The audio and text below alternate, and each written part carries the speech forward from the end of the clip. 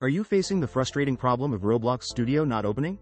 Don't worry, we've got you covered. In this video, we'll walk you through simple yet effective troubleshooting steps to get Roblox Studio up and running smoothly again.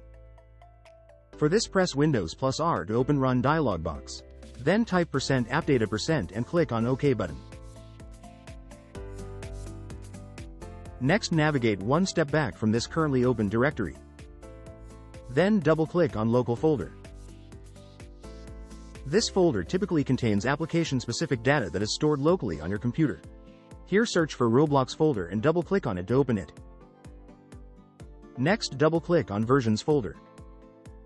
Here, look at the date and click on the folder which is the latest one. In my case, this first one is latest. Here, right-click on Roblox Player Launcher and then select Run as Administrator. If you get pop-up, then click on OK button.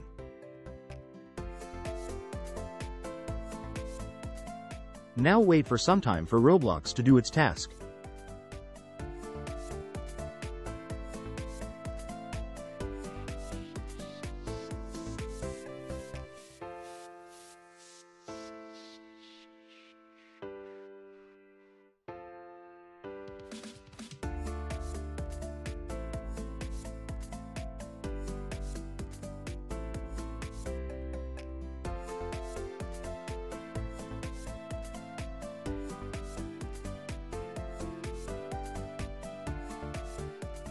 If Roblox opened automatically, then your problem is solved, but if it does not open, then you can manually open and you will be able to run it without any problem.